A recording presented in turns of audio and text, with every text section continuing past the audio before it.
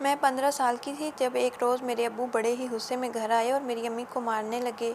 امی نے مارنے کی وجہ پوچھی تو ابو نے اپنی جیب سے کچھ تصویریں نکال کر میری امی کی طرف پھینک دیں۔ وہ تصویریں میں دیکھ تو نہ سکی، مگر ان تصویروں کو دیکھ کر میری امی کی آنکھوں میں آنسو آ گئے۔ وہ میرے ابو سے معافی مانگ رہی تھی۔ مجھے نہیں معلوم امی کس بات کی معافی ابو سے مانگ رہی تھی، مگر ابو تھے کہ ان کا غصہ کم نہیں ہو رہا تھا۔ میرے ابو میری امی کو ایک بد کردار عورت کہہ رہے تھے اور بات اب طلاق تک آ چکی تھی۔ میری امی ابو کے قدموں میں بیٹھ کر کہہ رہی تھی کہ خدا کے لیے مجھ پر یہ ظلم مت کریں، میں اپنی بیٹی کو لے کر کہاں جاؤں گی؟ مگر اگلے ہی لمحے میرے ابو نے امی کو 3 بار طلاق دے کر فارغ کر دیا۔ ابو یہ کہہ کر گھر سے باہر چلے گئے اور جاتے وقت کہہ گئے کہ جب میں واپس آؤں تو تم ماں بیٹی مجھے اس گھر میں نظر مت آنا۔ امی اس گھر سے جانے کے لیے اپنا اور میرا سامان پیک کر رہی تھی، اور میں تو یہی سوچ سوچ کر حیران ہو رہی تھی کہ اچانک یہ سب کیسے ہو گیا۔ ہم تو اچھی بھلی زندگی گزار رہے تھے، ابو اور امی ایک دوسرے کے ساتھ خوش تھے، پھر وہ امی کو طلاق کیسے دے سکتے تھے؟ میں جب سے پیدا ہوئی تھی مجھے ہر سہولت میسر تھی اور میری ہر خواہش بھی پوری کی گئی تھی۔ خیر ابو کا گھر چھوڑ کر ہمیشہ ہمیشہ کے لیے ہم دونوں ماں بیٹی رکشے میں بیٹھ کر بس اسٹیشن پہنچ گئی تھیں، اور پھر وہاں سے امی نے کراچی کی ٹکٹ خرید لی تھی۔ مجھے شروع سے ہی کراچی جانے کا بہت شوق تھا۔ آج میری خواہش تو پوری ہو رہی تھی، مگر ایسے حالات میں کہ آنکھوں سے آنسو ہی ٹپکے جا رہے تھے۔ میرا دل کسی انہونی کے خوف سے لرز رہا تھا کہ نہ جانے ہم ماں بیٹی کہاں قیام کریں گے، سر ڈھکنے کے لیے جگہ ملے گی بھی یا سڑک پر ہی سونا پڑے گا۔ مجھے گہری سوچ میں غرق دیکھ کر امی کہنے لگی، کیا بات ہے کومل، کیا سوچ رہی ہو؟ میں بولی، امی میں تو سوچ رہی تھی کہ ہم شکارپور جائیں گے، آپ کے والدین کے گھر، مگر آپ نے تو حیدرآباد سے سیدھا کراچی جانے کا فیصلہ کر لیا ہے۔ امی نے میرے سر پر ہاتھ رکھا اور مسکرا کر بولی، ہم کسی پر بوجھ نہیں بنیں گے۔ اگر میں تمہیں تمہاری نانی اماں کے گھر لے جاتی تو کیا ہوتا؟ وہاں کون سا میرے والدین زندہ موجود ہیں جو مجھے دیکھ کر خوش ہو جاتے؟ اس گھر میں تو میرے 3 بھائیوں کی بیویاں ہیں جو ہم دونوں کو وہاں ملازمہ بنا لیں گی۔ میں نے ایسی زندگی تو نہیں سوچی تھی تمہارے لیے۔ ہاں اگر میں اکیلی ہوتی تو اپنی بھابھیوں کے جھوٹے برتن دھونے میں آر محسوس نہ کرتی۔ میں نے اپنی ماں کی جانب بڑے غور سے دیکھا، یہ کتنی عظیم عورت تھی، اس نے میرے لیے کتنی قربانی دی تھی، لیکن پھر اس کو میرے ابو نے طلاق کیوں دے دی؟ ابو نے بہت غلط کیا تھا۔ کچھ گھنٹوں کے بعد کراچی آ گیا تھا، ہم دونوں وہاں پر اتر گئیں۔ امی نے میرا ہاتھ پکڑ لیا۔ میں بولی، امی ہم کہاں جائیں گے؟ امی نے میری بات کا کوئی جواب نہیں دیا اور رکشے کو ہاتھ کے اشارے سے روک لیا تھا، نہ جانے ہم کس منزل کی جانب رواں دواں تھے۔ امی نے رکشے والے کو ایک ایڈریس سمجھا دیا تھا۔ میں نے حیرت سے امی کی جانب دیکھا تھا کہ امی کو ایڈریس کیسے معلوم تھا۔ ہم ایک گنجان آباد علاقے میں آ گئے تھے۔ امی نے رکشے والے کو کرایہ دیا اور ایک گھر کی جانب بڑھنے لگی تھی۔ وہ بہت ہی زیادہ پراسرار لگ رہی تھی۔ گھر کے دروازے پر ایک مرد کھڑا تھا جو امی کو دیکھ کر مسکرانے لگا تھا اور بولا، آپ نے ہمیں اپنی خدمت کا موقع دیا، مجھے بڑی خوشی ہوئی۔ پھر اس نے امی کی جانب گھر کی چابیاں بڑھا دی تھیں۔ امی نے بھی مسکرا کر وہ چابیاں تھام لیں۔ امی کہنے لگی، اب تو ہم آپ کے شہر آ گئے ہیں، آپ سے ملاقاتیں ہوتی ہی رہیں گی۔ وہ آدمی مسکرا کر امی کو دیکھ رہا تھا۔ میں ان باتوں کو بڑی اچھی طرح سمجھتی تھی، میں رویوں کو بڑے خاص انداز سے جانچتی تھی۔ وہ آدمی جانے لگا اور پھر رک کر بولا، میں آپ کے لیے کچھ کھانے پینے کا انتظام کرتا ہوں۔ امی نے سر ہلا دیا اور گھر کا دروازہ کھول کر اندر آ گئی۔ یہ گھر میرے ابو کے گھر سے بھی زیادہ پیارا تھا۔ یہاں کا فرنیچر دیکھ کر تو میں حیران رہ گئی۔ امی مسکرا رہی تھی۔ میں بولی، امی یہ کس کا گھر ہے اور یہ آدمی کون تھا؟ امی کہنے لگی، یہ آدمی جو کوئی بھی تھا، اس سے تمہارا کوئی سروکار نہیں ہونا چاہیے۔ میں نے سر ہلا دیا تھا۔ تقریباً 1 گھنٹے بعد وہ آدمی بہت سے کھانوں کے ساتھ لوٹا تھا جو امی نے دروازے سے ہی پکڑ لیے تھے اور اسے واپس بھیج دیا تھا۔ مجھے بے انتہا بھوک لگی تھی، اس لیے جیسے ہی امی نے کھانا پلیٹوں میں ڈالا، میں نے فوراً سے ہاتھ دھو لیے اور آ گئی۔ امی نے میرے سر پر ہاتھ پھیرا اور بولی، میں تمہیں کبھی کسی چیز کی کمی نہیں ہونے دوں گی۔ میں امی کے مطمئن سے چہرے کی جانب دیکھتی رہی۔ امی مجھ سے یہ کیوں کہہ رہی تھی کہ ہمیں بہت ہی سخت حالات کا سامنا کرنا پڑے گا؟ ہو سکتا ہے کچھ کھانے کو بھی ملے یا نہ ملے، جبکہ یہاں قدم رکھتے ہی ہماری رہائش کا بھی انتظام ہو گیا اور ساتھ ہی ہمیں بہترین کھانا بھی مل گیا۔ امی یہ سب جان بوجھ کر کہہ رہی تھی۔ یہ سب باتیں سوچ سوچ کر میں پریشان ہوتی جا رہی تھی، مگر پھر ہم دونوں کی زندگی نے بہت سے موڑ لیے۔ امی ایک ملازمت کرنے لگی۔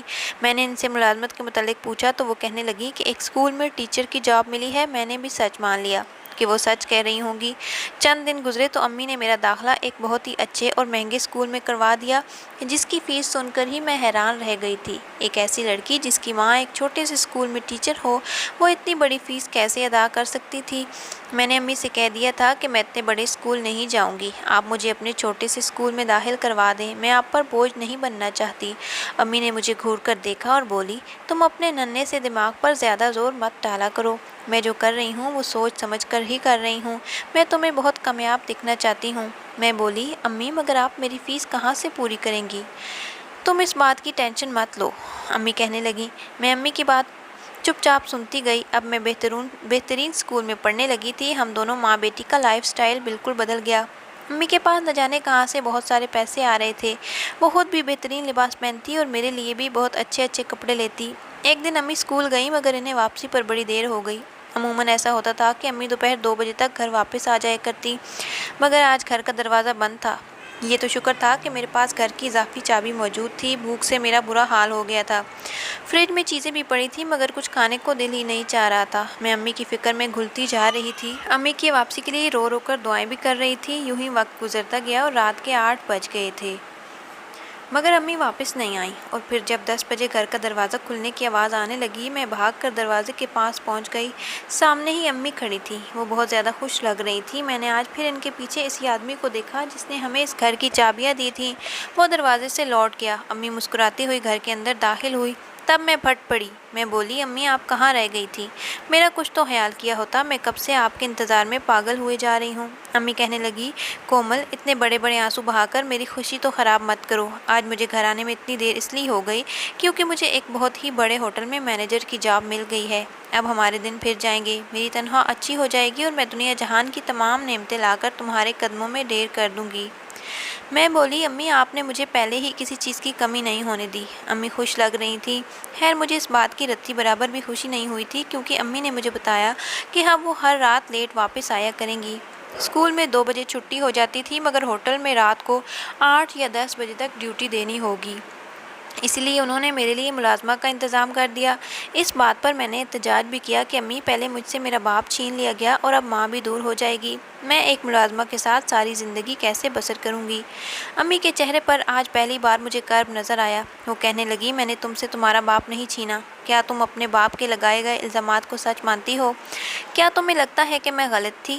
میں نے نفی میں سر ہلایا اور بولی، امی میں آپ پر کبھی شک نہیں کر سکتی، میں تو بس آپ کی اس جاب کی وجہ سے پریشان ہوں۔ امی چپ چاپ اٹھ کر اپنے کمرے میں چلی گئی تھی جبکہ وہ میرے لیے ماضی کی باتیں تازہ کر گئی تھی۔ مجھے آج وہ دن یاد آ رہا تھا جب ابو نے امی کو طلاق دی تھی۔ ابو نے امی سے کہا تھا کہ تم بد کردار عورت ہو، اور وہ تصویریں کس کی تھی جو امی نے اسی وقت جلا دی تھی۔ جب سے ہم کراچی آئے تھے تب سے امی کے رنگ بدل گئے تھے۔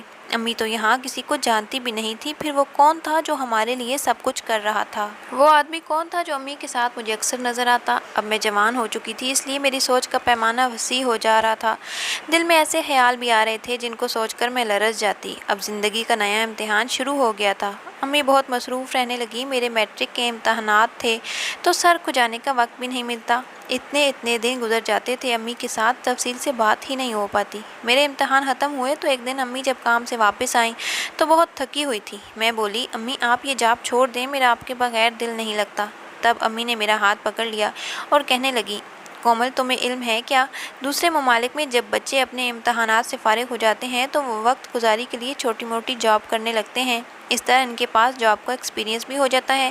اگر تمہیں یہ آئیڈیا اچھا لگتا ہے تو بتاؤ، میں تمہارے لیے ہوٹل میں جاب دلوا دوں گی۔ مجھے بھی امی کے ساتھ ہوٹل میں جاب کرنے کا شوق تھا، اس لیے میں نے حامی بھر لی اور بولی، امی یہ تو بہت ہی اچھی بات ہے۔ میری بات پر امی خوش ہو گئی تھی۔ اب میں امی کے ساتھ ہوٹل آنے لگی تھی۔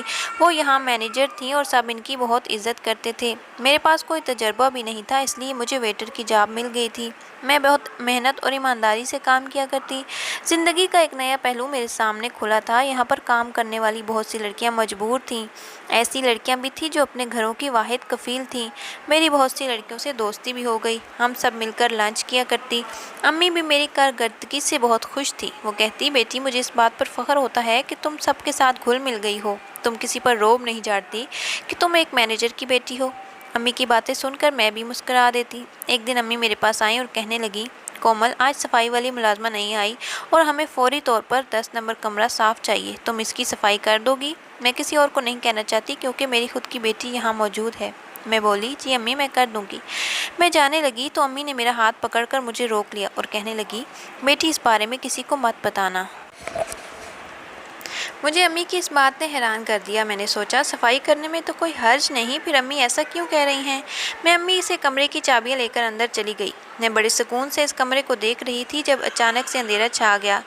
तभी मुझे किसी के सख्त हाथों की गिरफ्त महसूस हुई। वो हाथ मेरे लबों पर रख कर मेरी चीख दबा दी गई। फिर मुझ पर क़यामत बीत गई और बाहर किसी को भी इल्म नहीं था। वो आदमी जिसने मेरी ज़िंदगी बर्बाद कर दी थी, वो कमरे से बाहर निकल गया। इसके बाद मैं कमरे से बाहर आई। मेरा पूरा वजूद लरज़ रहा था। अम्मी ने मुझे देखा तो हाथ से पकड़कर एक अलग कमरे में ले गई। वो बोली, क्या बात है, तुम घबराई हुई क्यों हो? मैंने रोते हुए अम्मी को सारी बात बता दी। मुझे लग रहा था कि अम्मी को जब इस बात का पता चलेगा तो वो पूरे होटल को सर पर उठा लेंगी। वो सीसीटीवी कैमरे का सारा रिकॉर्ड चेक करेंगी कि आखिर इस कमरे में मुझसे पहले कौन गया था। वो मेरे मुजरिम को सख्त से सख्त सज़ा दिलवाएंगी। मगर अम्मी ने मेरी बात सुनते ही मेरे मुंह पर हाथ रख दिया और फिर कहने लगी, कोमल, तुम्हें मेरे सर की कसम, इस बात को भूल जाओ। अगर ये बात खुल गई तो हमारे हाथ सिवाय बदनामी के कुछ नहीं हो आएगा। हम दोनों रुस्वा हो जाएंगे। लोग मुजरिम को कसूरवार नहीं ठहराएंगे बल्कि तुमसे सवाल करेंगे कि आखिर तुम इस कमरे में क्यों गई थी। अम्मी की बातें सुनकर खौफजदा हो गई, इसलिए चुप हो गई। अम्मी ने होटल में मेरी तबीयत खराबी का बहाना किया और मुझे अपने साथ अस्पताल ले गई थी। उन्होंने मेरा मेडिकल करवाया, जिससे ये साबित हो गया था कि मेरे साथ बहुत बड़ा जुल्म हो गया है। मैं बोली, हमें पुलिस स्टेशन चलना चाहिए। अम्मी कहने लगी, वो तुमसे ऐसे ऐसे सवाल करेंगे कि तुम शर्म से पानी पानी हो जाओगी। बेहतर है कि चुप हो जाओ। हम दोनों माँ बेटी घर आ गई थी। मैं अपने कमरे में चली गई और लेट कर अपनी बेबसी के मुतालिक सोचने लगी।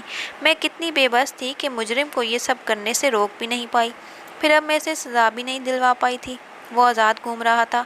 अगर मैं आवाज़ उठाती तो वो जेल की सलाखों के पीछे होता, मगर मैं क्या करती?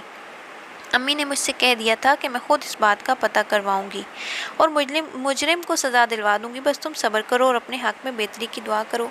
मैं हर नमाज में रो रो कर अल्लाह ताला से यही फरियाद करती कि मेरे मुजरिम को सख्त से सख्त सज़ा देना और उसको मेरे सामने बेनकाब करना। मैं कहाँ जानती थी कि मुजरिम की असलियत जानने के बाद मैं रिश्तों पर भरोसा करना छोड़ दूँगी। एक रात में तहज्जुद की नमाज़ पढ़कर फारिग हुई तो मेरा दिल चाह रहा था कि मैं अपनी अम्मी के कमरे में जाऊं, इनसे बातें करूं और इनको बताऊं कि मैं किस अज़ियत से गुज़र रही हूं। इसलिए मैं अम्मी के कमरे की जानिब बढ़ गई। मैं दरवाजे तक पहुंची की थी कि मुझे अंदर से मर्दाना आवाज़ सुनाई दी। मेरे बढ़ते हुए कदमों को एकदम से रुक गए थे। इस वक्त अम्मी के कमरे में मर्दाना आवाज़ आना नॉर्मल बात नहीं थी। मैंने अंदर झांक कर देखा तो सांस लेना भूल गई। मेरे तो होश उड़ गए। कमरे में कोई और नहीं बल्कि वही मर्द मौजूद था जिसने मेरी ज़ात की धज्जियाँ उड़ा दी थी, और साथ वो आदमी भी जिसने पहले दिन इस घर की चाबियाँ अम्मी के हाथ में रख दी थी। और इसके बाद तो वो बहुत से मौक़ों पर मुझे अम्मी के इर्द गिर्द नज़र आया था। मैंने एक झटके से अम्मी के कमरे का दरवाज़ा खोला और अंदर दाखिल हो गई। जब इन तीनों की नज़रें मुझ पर पड़ी तो घबरा गए। मैं अपने मुजरिम के सामने खड़ी हो गई। मैंने इसको गिरबान से पकड़ लिया और फिर इसके मुंह पर थप्पड़ों की बरसात कर दी। मैं चीख कर बोली कि तुमने मेरे साथ ये सब क्यों किया? मैंने तुम्हारा क्या बिगाड़ा था? दूसरा आदमी मेरे मुजरिम मारता हुआ अगर गिरबान से पकड़कर बाहर लेके आया था, जबकि अब कमरे में मैं और मेरी अम्मी ही रह गई थी। अम्मी मुझसे नज़रें चुरा रही थी। मैं बोली, ये आदमी यहाँ क्या कर रहे थे? रात के 2 बज रहे हैं और फिर ये मेरा मुजरिम है। आपने इसका हशर नशर क्यों नहीं किया? अम्मी की आंखों में आंसू आ गए थे, जबकि मुझे आज अपनी अम्मी के चेहरे से, इनके आंसुओं से और इनके वजूद से बेतहाशा नफ़रत हो रही थी। अम्मी कहने लगी, कोमल, मेरी शादी बहुत कम उम्री में हुई थी। मैं तब फ़कत 15 बरस की थी जब मुझे तुम्हारे अब्बू की दुल्हन बनाकर रुखसत कर दिया गया। मैं अपने वालिदैन के घर छोड़ देने पर नाराज़ तो थी, मगर क्या कर सकती थी। जैसे मेरे वालिदैन ने कहा मैंने वैसा किया। मेरे वालिदैन बहुत अमीर थे, मगर उन्होंने मुझे कोई लंबा चौड़ा जहेज़ नहीं दिया, बस नॉर्मल सा सामान दिया। इस बात का दुख तुम्हारे अब्बू को बहुत था। एक दिन वो कहने लगे, मैंने तुमसे शादी सिर्फ पैसे और जहेज़ की खातिर की, मगर तुम तो हाल ही हाथ मेरे मत्थे मार दी गई। تم اپنے والدین کے گھر جاؤ اور گاڑی کا مطالبہ کرو۔ میں نے تمہارے باپ ارشد کو منع کیا کہ یہ سب مناسب نہیں، مگر اس نے مجھے طلاق کی دھمکی دے دی۔ میں مجبوراً ابو کے پاس گئی اور انہیں ساری بات بتائی۔ ابو کہنے لگے، بیٹی مجھے معاف کر دینا، مجھ سے بہت بڑی غلطی ہو گئی جو تمہارے لیے ایسے آدمی کو چن لیا۔ میں چپ رہی تو ابو بولے، اگر میں نے تمہارے شوہر کی بات آج مان لی تو وہ تمہیں بھکارن بنا دے گا اور عمر بھر تم سے چیزیں منگواتا رہے گا۔ میں اور تمہاری ماں تو اس کے مطالبات پورے کرتے کرتے مر جائیں گے، اور ہمارے انتقال کے بعد کیا ہوگا؟ تمہارے بھائی یہ سب کر لیں گے؟ ہرگز نہیں، تب تمہاری زندگی تمہارا شوہر جہنم بنا دے گا۔ تم آج ہی جا کر انکار کر دو۔ میں نے ایسا ہی کیا، مگر بات سچ میں طلاق تک جا پہنچی اور ابو نے اس کے مطالبات مان لیے۔ تمہارا باپ تمہیں جو بھی عیش کرواتا وہ تمام چیزیں میرے باپ کے گھر سے آئی تھیں۔ پھر میرے امی ابو کا انتقال ہو گیا۔ پھر ایک دن ارشد نے لمبی چوڑی لسٹ مجھے تھما کر مجھے میرے بھائیوں کے گھر بھیج دیا۔ انہوں نے مطالبات ماننے سے انکار کر دیا تو ارشد نے مجھ پر بد کرداری کا الزام لگا کر طلاق دے دی، اور وہ تصویریں جو اس دن میں نے جلا دی تھیں وہ ارشد نے میری اور کسی غیر مرد کی ایک ساتھ بنائی ہوئی تھی۔ وہ سب جھوٹی تھی۔ وہ مجھے اور میرے بھائیوں کو بلیک میل کرنا چاہتا تھا، مگر میں اب تھک چکی تھی، اس لیے میں نے وہ تصویریں جلا دی جس پر تمہارے باپ نے مجھے طلاق دے کر گھر سے نکال دیا۔ جب میں نے اپنے بھائیوں کو فون کر کے بتایا تو وہ بولے، ہمارے پاس مت آنا، اس لیے میں نے تم سے کہا تھا کہ پتہ نہیں ہمیں رہنے کو جگہ ملے بھی یا نہیں۔ مگر تبھی مجھے ایک انجان نمبر سے فون آ گیا۔ پھر پتہ چلا یہ تو ہمارا بہت پرانا ملازم ہے۔ اس نے مجھے بتایا کہ میرے والد نے مرنے سے پہلے کراچی والا گھر میرے نام کر دیا تھا، اور ساتھ ہی کراچی شہر میں 2 دکانیں بھی میرے نام کی تھی۔ میرے والد نے میرے بھائیوں سے چھپ کر یہ جائیداد میرے نام کی تھی، ورنہ میرے بھائی بہت سخت تھے۔ میں نے والد کے ملازم سے مکان کی چابیاں لے لی اور دکان کا کرایہ بھی مجھے وہی لا کر دیتا۔ میں نے دکانوں کے کرائے سے تمہیں اچھے اسکول میں تعلیم دلوائی۔ تمہارے ساتھ جب یہ سانحہ ہوا تو میں ڈر گئی اور تمہیں اسی لیے خاموش رہنے کا کہا، کیونکہ وہاں کی چابیاں تو صرف میرے پاس تھیں۔ پھر تم سے پہلے وہاں پر کون جا سکتا تھا؟ میں نے خفیہ طور پر تحقیقات کی تھی اور اپنے والد کے ملازم شبیر کو یہ کام سونپ دیا۔ آج وہ تمہارے مجرم کو میرے سامنے لے آیا تھا۔ یہ تمہارے سگے باپ کا بھیجا ہوا آدمی تھا۔ اسے پتہ چل گیا تھا کہ میرے باپ نے میرے نام جائیداد کی تھی اور میں اس کے بغیر بہت اچھی زندگی گزار رہی ہوں۔ اس سے یہ سب برداشت نہیں ہوا۔ وہ مجھے بے سکون کرنا چاہتا تھا، اسی لیے اس نے اپنی ہی بیٹی کی عزت خراب کروا دی، فقط اس لیے کہ مجھے نیچا دکھا سکے۔ میں امی کی بات سن کر حیران ہو گئی۔ امی نے مجھے بتایا کہ میرے مجرم کو انہوں نے پولیس کے حوالے کر دیا ہے۔ اگلی صبح میں تھانے گئی تھی تاکہ امی کی باتوں کی تصدیق کر سکوں۔ امی کا ایک ایک حرف سچا تھا۔ وہ آدمی میرے باپ کا بھیجا ہوا تھا۔ مجھے تو یقین نہیں آتا کہ کوئی انسان اس حد تک بھی گر سکتا ہے۔ میرے مجرم کو قانون نے سزا دی اور باپ کو اللہ تعالیٰ نے سزا دی۔ وہ فالج زدہ ہو کر بستر پر پڑا ہے اور اس کا پرسانِ حال کوئی نہیں۔ میرے مجرموں کو تو سزا مل گئی، مگر میں جو بے قصور ہوں اور بے سکون اور پریشان، اس کا ازالہ کون کرے گا؟ جب میرا سگا باپ جو میرا محافظ تھا وہی غدار نکلا تو پھر کسی اور پر بھروسہ کیسے ممکن ہے؟ میرا دل کرتا ہے کہ میں اپنے باپ کے پاس جاؤں اور اس سے پوچھوں اس نے میرے ساتھ یہ ظلم کیوں کیا۔ میں تو اس کی سگی بیٹی تھی، اور بیٹیوں کو تو لوگ جان سے زیادہ پیار دیتے ہیں۔